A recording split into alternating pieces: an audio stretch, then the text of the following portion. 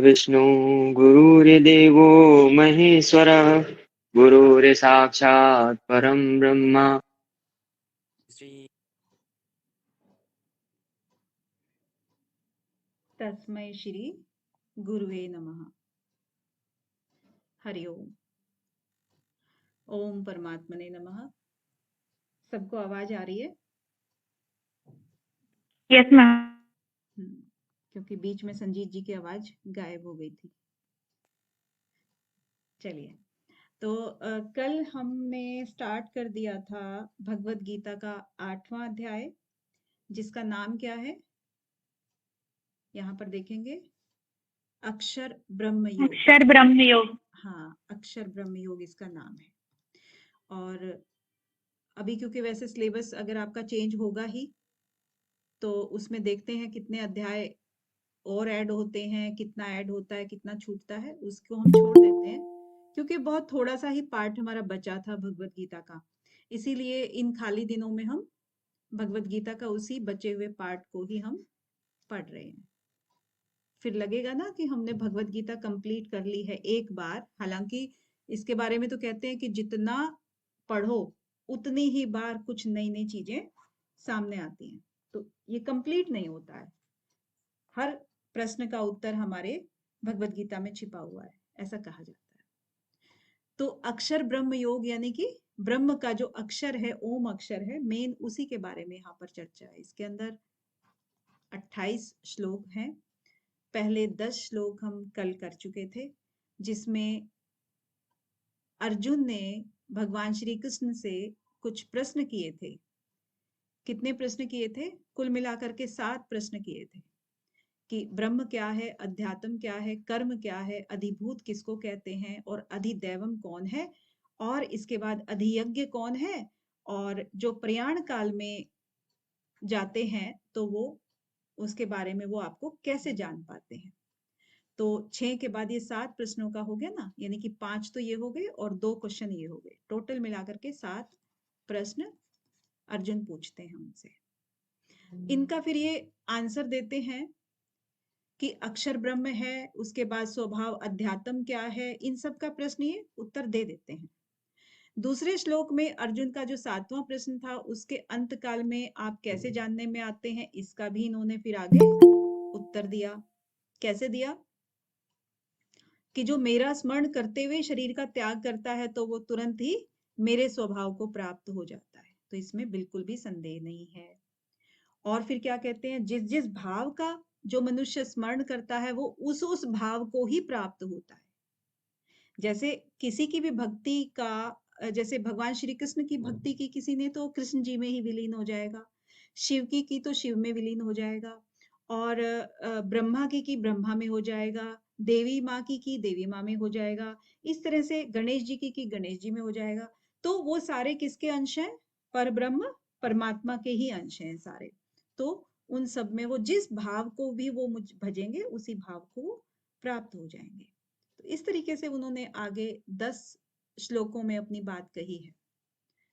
और 10 के बाद आज जो पढ़ेंगे हम 11वां पढ़ेंगे कि अब भगवान आगे के श्लोक में जो है ना, निर्गुण निराकार प्राप्ति के उपाय बताते हैं कि उसको कैसे करना चाहिए।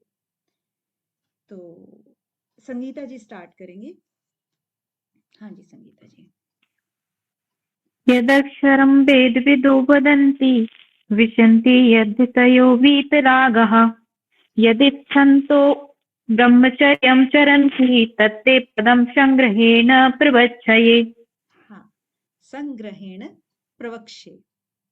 अब यहाँ पर जो कह रहे हैं कि निर्गुण निराकार प्राप्ति का उपाय क्या है, उसमें जो उन्होंने पहले बताया था कि निर्गुण निराकार परमात्मा का जो वर्णन हुआ था, उसके आगे ही ये बढ़ रहे हैं कि जो वेदविद हैं। वेदविद क्या होता है? जो वेदों को जानने वाला होता है, वेद का ज्ञाता होता है, उसको कहते हैं।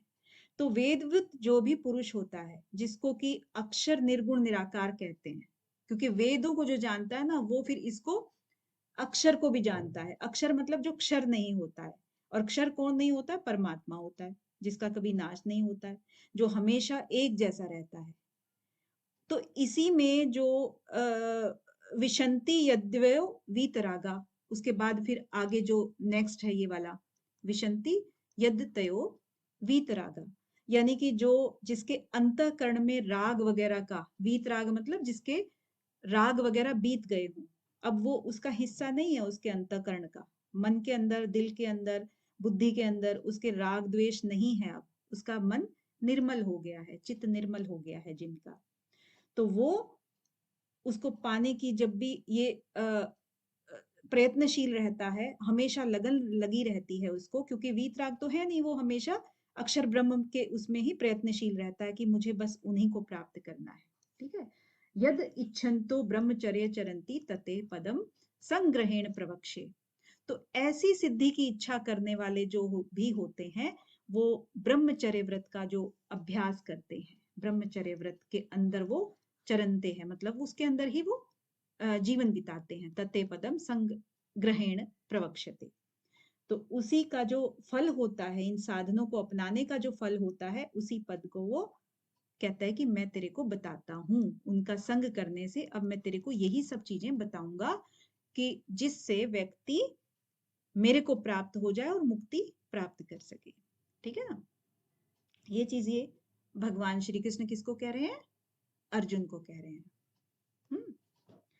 यानी कि इसमें क्या किया इन्होंने, भगवान ने इसमें इन्होंने एक तरह से सारे आश्रम ले लिए, इसी में चारों आश्रम ले लिए। आश्रम, आश्रम कितने होते हैं? आश्रम कितने होते हैं? चार होते हैं। तो जैसे इसने यत अक्षरम वेदवितो, वेदवितो कहा, तो वेदों को आमतौर पर कौन जानता है? यानी कि जैसे हम कहें कि वेदों का जो अध्ययन करता है वो ब्राह्मण का एक खास काम है ना, उसी से वो धन अर्जन करता है, तो गृहस्थ का भी हो गया इसमें। विशंति यद त्यो वीतरागा, वीतराग में उन्होंने संन्यास का भी कर दिया, वानप्रस्थ का भी कर दिया, है ना। और उसके बाद यद इच्छन्तो ब्रह्मचर्य चरंती, तो इसमें ब्रह्मचर्य का भी उसने कर दिया है। अब जो बाकी आपका बचा कौन सा? ये तो सारे ही आ गए ना, ब्रह्मचर्य आ गया, गृहस्थ आ गया, क्योंकि जो ब्राह्मण का जो काम है, कर्म है, तो उनको उसने कह दिया है। सन्यास भी आ गया और वानप्रस्थ भी आ गया, सारे आ गए ना, सारे आश्रमों का उसने बात कर दी एक तरह से। और इन्हीं आश्रमों को जो आश्रम है, इन्हीं से सब मुक्ति के मार्ग निकलते हैं, कि सभी की जो मुक्ति होती है इन्हीं आश्रमों में ही हो सकती है ना। अब अंत काल में उस निर्गुण निराकार तत्व की प्राप्ति की फल सहित विधि बताते हैं। उसके लिए फिर आगे के 2 श्लोक कहेंगे। तो अब कौन कहेगा इसको? कौन कहेगा जी? प्रीतम जी, संगीता जी तो हैं ही अपने पास। चलिए संगीता जी, हम और आप ही खेलते हैं। हाँ, कौन बनेगा करोड़पति हॉट सीट पर? सर्वद्वाराणि संयम्य मनोहृति निरुद्ध च मूर्ध्यात्मनः प्राणमास्थितो योग धारणा। हाँ, अगला भी साथ ही साथ पढ़ दीजिए। ओमेत्येकाक्षरं ब्रह्म व्याहार मालूम, क्या लिखा है? व्याहार मालूम मनु स्मरण यहाँ प्रयाति त्यजन्ते हम शायाति परमाम गतिम। हाँ, वेरी गुड, वेरी गुड। जब यहाँ से अगर नहीं समझ आए तो नीचे इसको ब्रेक करके लिखा हुआ है, ठीक है। तो अब देखिए कितनी सुंदर बात कही है कि किस तरह से प्राप्त करना है। ऊपर कहा ना, निराकार निर्गुण निराकार तत्व की प्राप्ति का फल सहित विधि बता रहे हैं अब ये। तो इसमें मेन क्या है? विधि। और कैसे बताते हैं? कि सर्व द्वाराणी, सभी द्वारों को संयम करके, संयम करके यानी कि उनको रोक करके, उसके बाद मन को भी रोकना है। फिर मन को कहाँ करना है? हृदय में, हृदय निरुद्ध च, और मन को हृदय में निरुद्ध कर देना है। यानी कि सभी इंद्रियों को, सभी इंद्रियां कौन कौन सी हो गई हमारी? कौन कौन सी हो गई सभी इंद्रियां? पांच ज्ञानेंद्रियां, पांच पांच कर्मेंद्रियां हैं, ज्ञानेंद्रियां, हाँ पांच कर्मेंद्रियां। बिल्कुल ज्ञानेंद्रियां हैं, कर्मेंद्रियां हैं। तो अब इसमें सारी इंद्रियां हैं, स्पर्श रूप रसगंध, जितने भी हमारे ये चीजें हैं जो मन को भटकाते हैं, उनको अपने अपने विषयों से खींच लो। और उसके बाद जो कर्म इंद्रियां हैं हमारी, हाथ पैर, इनको भी स्थिर कर लो। क्योंकि कई बार क्या होता है कि हम मन में चिंतन करते रहते हैं लेकिन हाथ पैर हिलाते रहते हैं, तो वो 100% मन जो है वो किसी भी चीज में नहीं लगता। अब हम कहाँ पढ़ चुके हैं, योग सूत्र में हम देख चुके हैं कि चित्त एक क्षण में एक ही कार्य कर सकता है, दो दो नहीं कर सकता है। तो अब अगर हम मन को लगाएंगे तो हमें कर्मेंद्रियों को भी और ज्ञानेंद्रियों को भी, इन दोनों को ही हमें स्थिर करना होगा। अब सभी इंद्रियों को रोकना है, मन को हृदय के अंदर निरुद्ध करना है, और उसके बाद अगला कुछ जो कार्य होगा, सभी इंद्रियों में आपकी कर्मेंद्रियां और ज्ञानेंद्रियां सब आ गई हैं, ठीक है। उसके बाद नेक्स्ट स्टेप क्या होगा, मूर्धन आधाय आत्मनः प्राणम आस्थितः योग धारणाम। जो मूर्धा में है, मूर्धा मतलब प्राणों को मस्तक में धारण करना है, जो मूर्धा स्थान होता है ना, वहां पर प्राणों को रोकना है। और जिसको हम ब्रह्मरंध्र भी कहते हैं ना, जहां से प्राण हमारे प्रविष्ट भी करते हैं, और इसको कौन सा द्वार बोलते हैं, कौन सा द्वार बोलते हैं इसको, बोलो भाई, आयुषी जी, मिथिलेश जी, मनीषा जी, प्रियंका जी, संजीत जी, कौन सा द्वार, दसम द्वार भाई। हाँ, जो ब्रह्मरंध्र का है 10वां द्वार होता है, उसमें से जो प्राण निकलते हैं ना, तो मोक्ष की ही प्राप्ति होती है।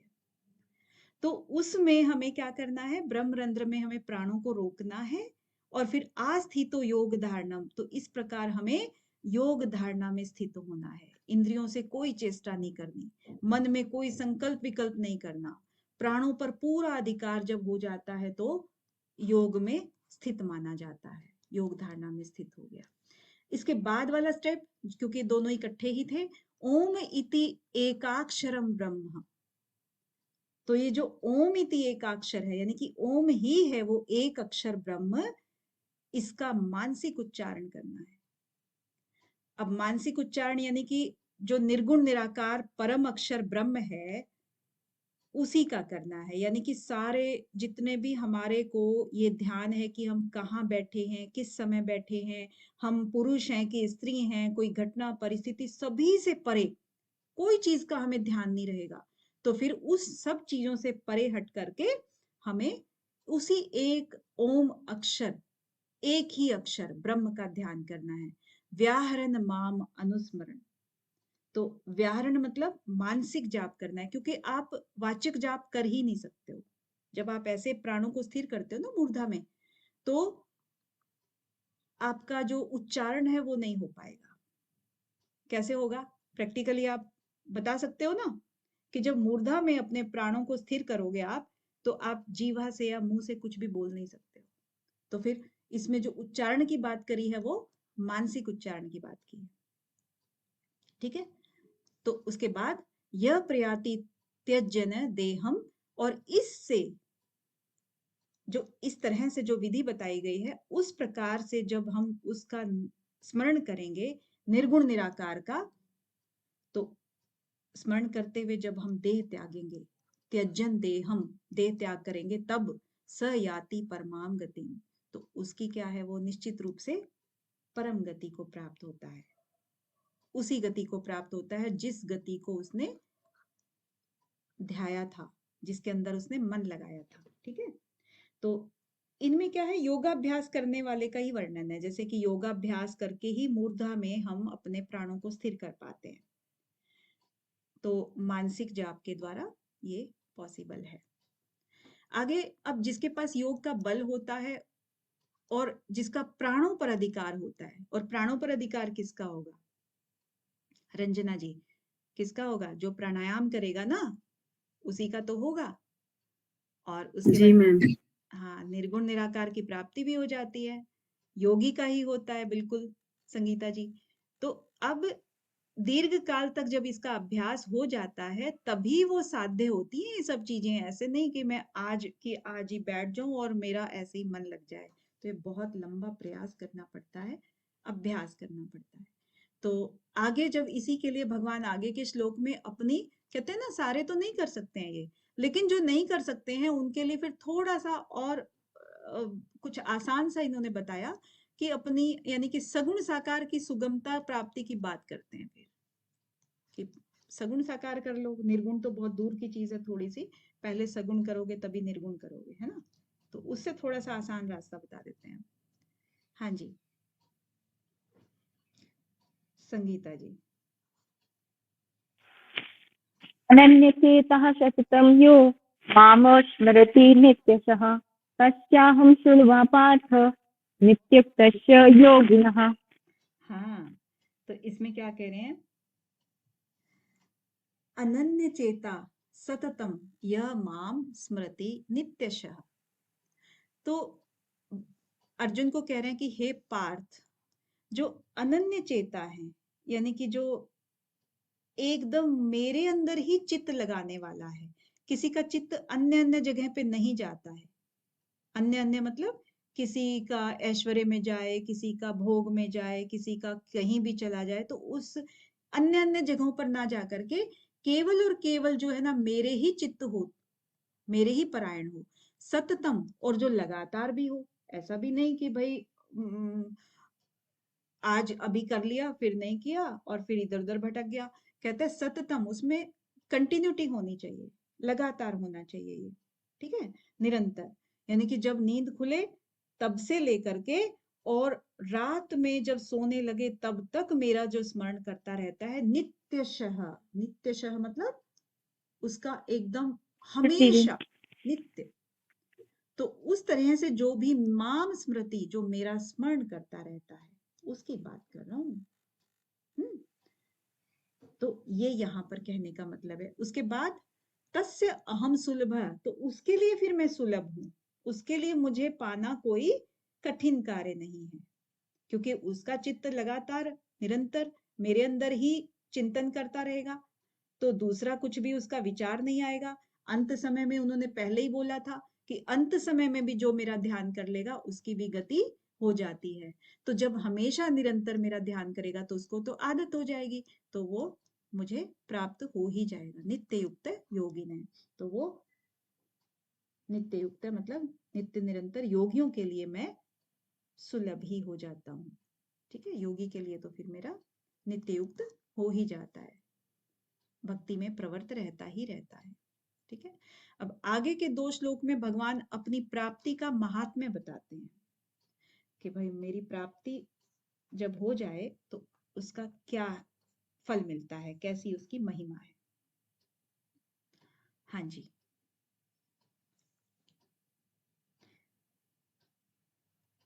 जिसको भी पढ़ना हो ना तो वो हैंड रेज कर दे, नहीं तो संगीता जी आप पढ़ते रहे। हाँ संगीता जी। मामुपेत्य पुनर्जन्म दुःखालयम् आशाश्वतम् नाप्नुवन्ति महात्मानः संसिद्धिं परमां गताः।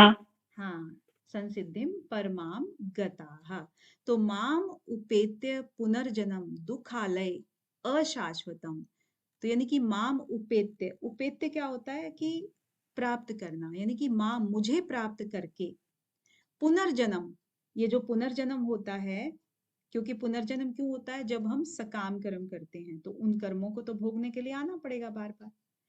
तो जो सकाम कर्म करने वाले हैं उनको तो पुनर्जन्म होगा, और जो मुझे प्राप्त हो जाते हैं वो पुनर्जन्म से। और दुखालय, दुखालय क्या होता है, दुखों का आलय, आलय का मतलब तो पता ही है सबको, है ना। जहाँ जिस स्थान पर सब संग्रह होकर रह जाता। हाँ जो एक ही चीज जो किसी स्थान पर संग्रहित रहती है उसको आलय कहते हैं, ठीक है। और यहाँ पर दुख की बात है तो दुखालय हो गया।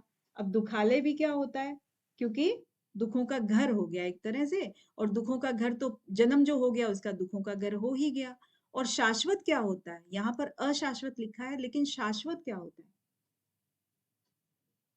ये शब्द आपके बार बार आ चुके हैं, इसीलिए पूछ रहे हैं। क्या होता है रंजना? अक्षर ब्रह्म आत्मा। हाँ,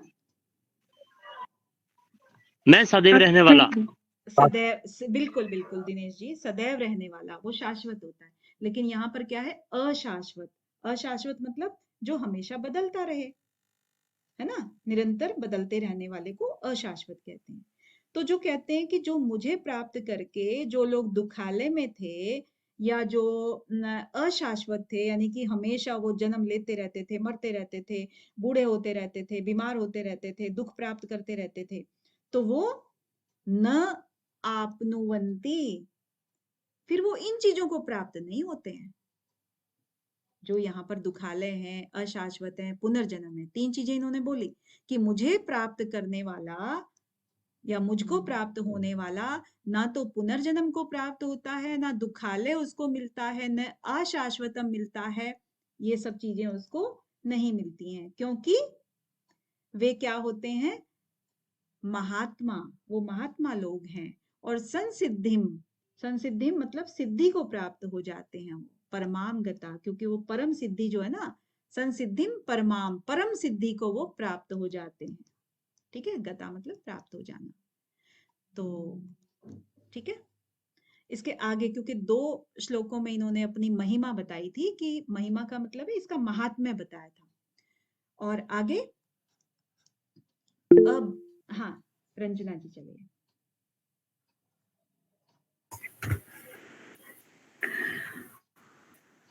ब्रह्म भुवनालोकः पुनरावर्तिनो अर्जुना मामुपेत्यातु कौन्तेय पुनर्जन्म न विद्यते। हाँ जी, बहुत बढ़िया। तो इसमें क्या कह रहे हैं कि ब्रह्म भुवनात् लोका पुनरावर्तिनः अर्जुना।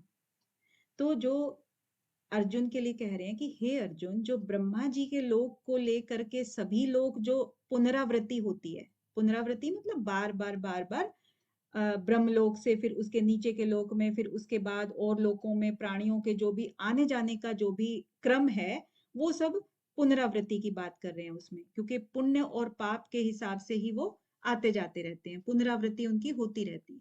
अपने सकाम कर्मों को भोगने के लिए उन्हें आना ही पड़ता है, क्योंकि भोग भूमिया है ये वाली, तो मृत्यु लोक जिसको बोला है। तो इन सब में किसको श्रेष्ठ बताया होता है? ब्रह्मलोक को। ये ब्रह्मलोक है, ये श्रेष्ठ होता है। तो पृथ्वी मंडल का चाहे राजा है या उसका कितना भी राज्य बड़ा हो, कितना भी उसके सब सुख सुविधाएं हो, उसका भरा पूरा परिवार है, पुत्र पौत्र हैं, बहुत अच्छे हैं, लेकिन फिर भी जो है मृत्यु लोक का जो पूर्ण सुख माना गया है इसी से कि भाई हाँ, सब तरह से हम सुखी हैं। लेकिन इस मृत्यु लोक के जो सुख है, उससे भी 100 गुना सुख कहाँ है? वो मृत देवताओं का सुख है। मृत देवताओं को उनको कहते हैं जो कि पुण्य कर्म करके और फिर वो जो देवलोक को प्राप्त होते हैं। और देवलोक के जो पुण्य क्षीण होने पर फिर वो वापस से कहाँ आ जाते हैं? मृत्यु लोक में आ जाते हैं। तो एक साधारण सी बात है ना, यहाँ पे हम कहते हैं कि बहुत अच्छे कर्म करो तो स्वर्ग की प्राप्ति होगी। स्वर्ग की प्राप्ति तो होगी, इसमें कोई डाउट नहीं है, जैसे हमारे ग्रंथों में लिखा हुआ है। लेकिन जब हमारे वो कर्म भोग लेंगे, हम स्वर्ग का सुख भोग लेंगे, तो हमारे क्या हो गया? हिसाब किताब बराबर हो गया, है ना। और बराबर हो जाने से फिर वापस से हम मृत्यु लोक में आ जाते हैं, यही है ना। और इसके बाद फिर जो ये मृत्यु लोक के देवताओं से भी जो 100 गुना सुख कहाँ पर मिलता है? आजान देवताओं को मिलता है। और आजान देवता कौन कहलाते हैं? जो कल्प आदि के देवता बने होते हैं। और कल्प आदि के जो अंत तक जो देवता बने रहेंगे वो। और इस आजान देवताओं से भी 100 गुना सुख किसका है? इंद्र का सुख माना गया है। और इंद्र के सुख से फिर 100 गुना सुख किसका है? ब्रह्मलोक का माना गया है। तो इसीलिए कहते हैं कि जो ब्रह्मलोक के सुख से भी अनंत गुना जो सुख है वो यहाँ पर मिलता है। ये जो भाव भगत या तत्वज्ञ जो होते हैं, जीवन मुक्त होते हैं, इनको मिलता है, इन महापुरुषों को मिलता है। तो ये आपके किसी उसमें है ना, ग्रंथ में है कि नहीं है? पढ़ा है ना इसको? उपनिषद में है मैम। हाँ, तो पृथ्वी लोक से लेकर के आपका ब्रह्मलोक तक के सुखों का वर्णन है ना इसमें।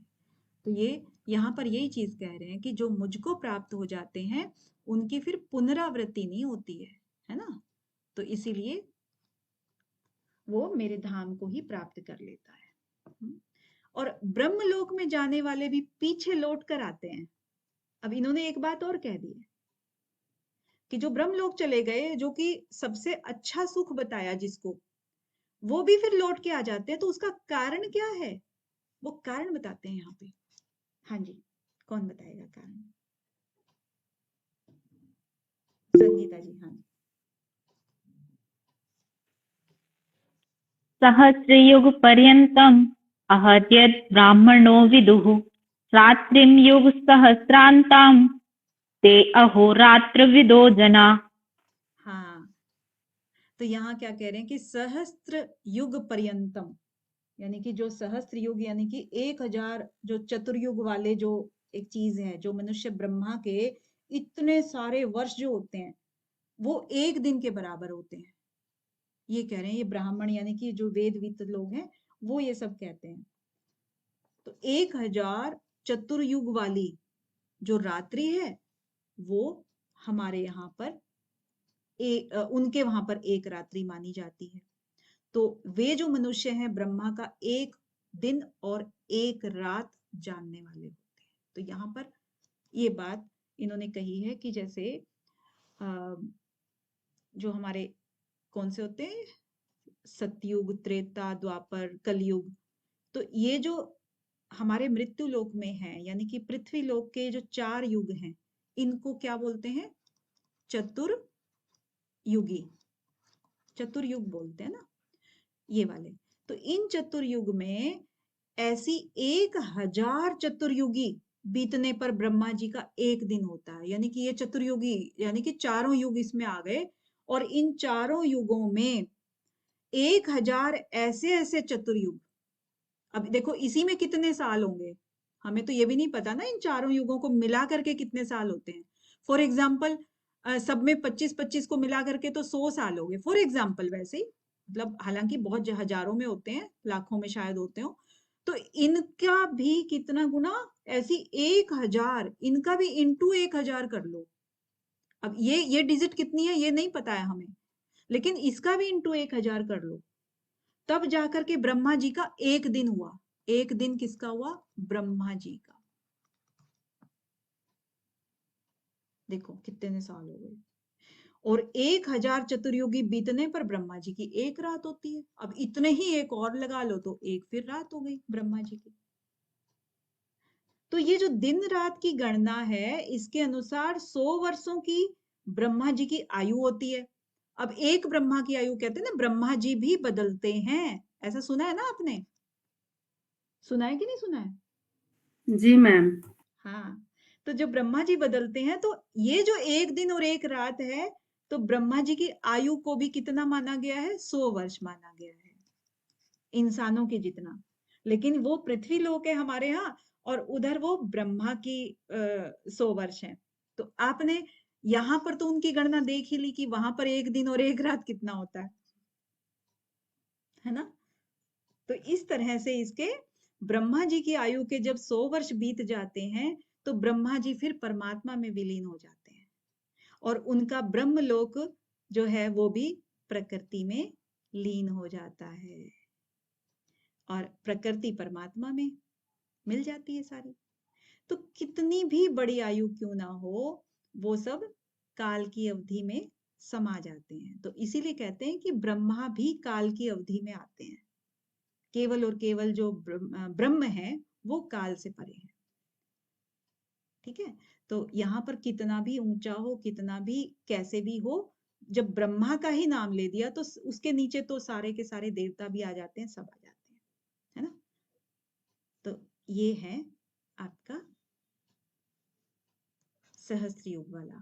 ठीक है, और आगे ब्रह्मा जी के दिन और रात को लेकर जो सर्ग और प्रलय होती है, उसका वर्णन हम आगे के 2 श्लोकों में करेंगे।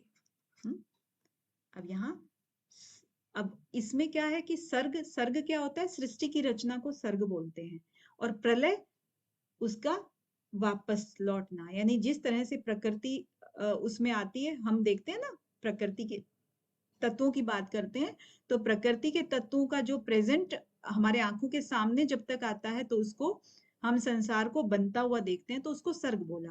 और इसी को जब वापस विलीन होते हुए देखेंगे तो उसको प्रलय बोल देंगे। यानी कि हर चीज उसके अंदर से उसके कारण में विलीन होती चली जाती है।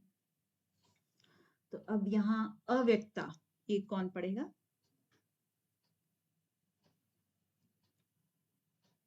संगीता जी। जिसको भी पढ़ना हो ना तो हैंड रेज पहले से ही कर देना। मिथिलेश जी, आपका भी मन कर रहा है कि नहीं कर रहा है? दिनेश जी, संजीत जी, पढ़ दिया कीजिए कभी कभी। हाँ मिथिलेश जी।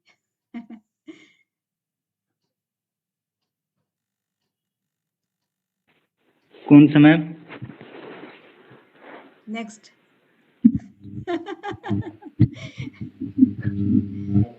परः तस्मात् तु भावः अन्य अव्यक्तः अव्यक्तात् सनातनः यः सः सर्वेषु भूतेषु नित्येषु न विनश्यति।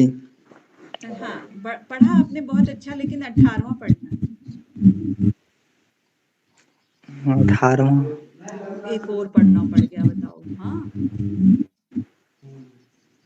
मुझे नहीं समझ में आ रहा कौन सा 18वां, पूरा स्क्रीन नहीं दिख रहा है ना। अच्छा अच्छा ठीक है, किसको दिख रही screen? Dinesh ji. Yes ma'am. हाँ पढ़िए 18वां, ये 18वां है। अव्यक्तत्वात्तया सर्वा प्रभवन्तया हरागमे रात्र्यागमे प्रलीयन्ते तत्रैवक्यत्य संयजे। तो अभी आपने क्या पढ़ा? ये कि अव्यक्तात् व्यक्तय सर्वा प्रभवन्ति अहरागमे। यानी कि अहरागमी क्या होता है कि ब्रह्मा के जो दिन के समय जो आरंभ काल होता है, जो दिन स्टार्ट होता है, आरंभ होता है ना, उसको बोलते हैं दिन का आरंभ, अहरागमी। तो अहरागमी, उसके बाद अव्यक्तात्, अव्यक्त मतलब ब्रह्मा का जो सूक्ष्म शरीर से जैसे स्टार्ट होता है, अव्यक्त जो व्यक्त नहीं होता है उसका सूक्ष्म शरीर, ठीक है। सर्वा, सर्वा मीन संपूर्ण, व्यक्त संपूर्ण जो है वो, फिर आगे प्रभवंती यानी कि सारे व्यक्त शरीर उससे पैदा होते हैं। यानी कि दिन का जो उसका प्रारंभ होता है, ये कह रहे हैं कि जो प्राणियों के जैसे जितने शरीर हैं उनको यहाँ पर व्यक्त बोला, ठीक है। और इसके बाद जो ब्रह्मा का जो बोला इन्होंने शरीर, वो क्या बोला? शुरू में जो पहला है वो अव्यक्त बोला। यानी कि ब्रह्मा के दिन के आरंभ काल में जो अव्यक्त है वो संपूर्ण शरीर पैदा करता है, उससे ही संपूर्ण शरीर पैदा होते हैं।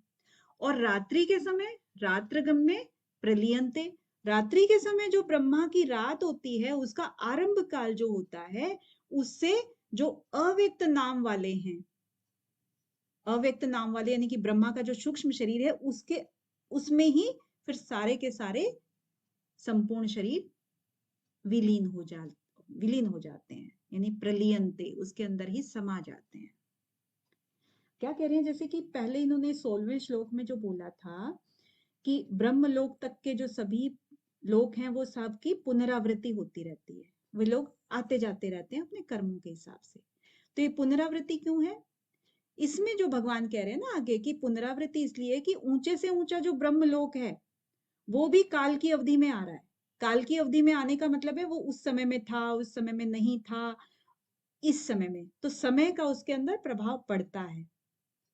और उस अवधि का जब हम बात करते हैं तो भगवान कहते हैं कि ब्रह्मलोक की जो अवधि है वो कितनी ही बड़ी क्यों ना हो, सब के सब काल के अंतर्गत ही आती है, लेकिन भगवान काल की अवधि में नहीं आता है। तो इन्होंने एक एग्जाम्पल दे करके बताया कि जब दिन का आरंभ होता है तब सारे शरीर बन जाते हैं, और जब रात्रि का आरंभ होता है तब वही सारे शरीर विलीन हो जाते हैं।